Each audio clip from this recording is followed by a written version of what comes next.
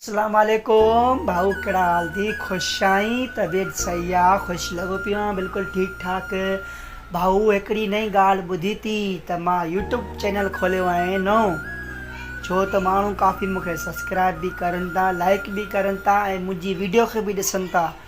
उन YouTube channel जो नालो थी सिकंदर सेठार ऑफिशियल। मुंहिंजो नओं यूट्यूब ठहियो थी ऐं मुंहिंजा दोस्त चाहींदड़ जेके आहिनि ऐं मुंहिंजे हिन वीडियो खे ज़रूरु ॾिसंदा आहिनि। उन यूट्यूब चैनल खे तूं ज़रूरु सब्सक्राइब कंदे ऐं शेयर बि कंदे। हाणे छॾ तूं कमकार खे, अच त तोसां मां कुझु ॻाल्हियूं करे वठां। बसि यार, असां हिन कम मां फ़ारिग थियूं नथा, तोखे वरी नई यूट्यूब चैनल जी लॻी पई आहे ॻाल्हि। केरु तोसां गॾु वीडियो ठाहींदो? तूं पाण अकेलो वीडियो ठाहे ईअं ई मरी वेंदे। कुझु सोच, कुझु कमु कर, महिनत मज़ूरी कर। महिनत मज़ूरी कंदे त अॻिते वधंदे। असां ॾिस कमु करे करे थकिजी पिया आहियूं। न असांजी घर वारा कुझु ॻण करनि था, न छा था करनि।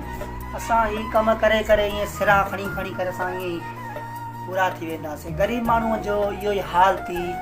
तूं यूट्यूब चैनल ठाहियो आहे त मुंहिंजी दिलि ख़ुशि थी आहे, तमामु ख़ुशि थी आहे। यूट्यूब चैनल ठाहियो थी ऐं मां उमेदु कंदुमि दोस्त तोखे सपोर्ट बि कंदा ऐं तोखे शेयर बि कंदा ऐं तुंहिंजी वीडियो बि ॾिसंदा। छो त मूंखे उमेदु हूंदी आहे पाकिस्तान जेके ॿाहिरि असांजा सिंधी आहिनि, उहे कल्चर में सुठी मोहबत बि ॾींदा आहिनि ऐं सुठो प्यार बि कंदा आहिनि ऐं सुठी दिलि सां इज़त बि ॾींदा आहिनि। छो त चवंदा आहिनि त इंसानु पंहिंजी महिनत करे ऐं महिनत जो हुनखे फल मिलंदो आहे सुठो। जो इंशाअल्लाह अल्लाह में उमेदु थी, अल्लाह साईं दुआ थी त अल्लाह साईं तोखे ख़ुशि रखंदो, हमेशह आबाद रखंदो ऐं तुंहिंजी कामयाबी माणंदो। हीउ जेको 2000 न्यू हैप्पी न्यू साल जेको ईंदो 2024 जो, तमामु तोखे ख़ुशियूं ॾींदो। अल्लाह साईं दिलि सां इज़त ॾींदो ऐं जेके तोखे चाहींदड़ ॾिसंदा आहिनि वीडियो ऐं उहे बि तोसां दिलि सां मोहबत करें, प्यारु कंदा। ऐं असां जेके महिनत कंदा आहियूं, पंहिंजी मज़दूरी कमाए करे महिनत कंदा आहियूं ऐं उन में असां खाईंदा आहियूं। ॾिसो था हींअर पंहिंजी महांगाई जो दौरु जेको हले पियो, उहो तव्हां सभिनी खे ख़बर आहे। इन में का कूड़ जी ॻाल्हि न आहे, सच ॻाल्हि आहे बिल्कुलु। ऐं असां जेका हीअ मज़ूरी कयूं पिया ऐं जेका सिरतगारी कयूं पिया त पंहिंजे महिनत सां कयूं था ऐं पंहिंजी दिलि सां कयूं था। छो त चवंदा आहिनि वॾा त पंहिंजी।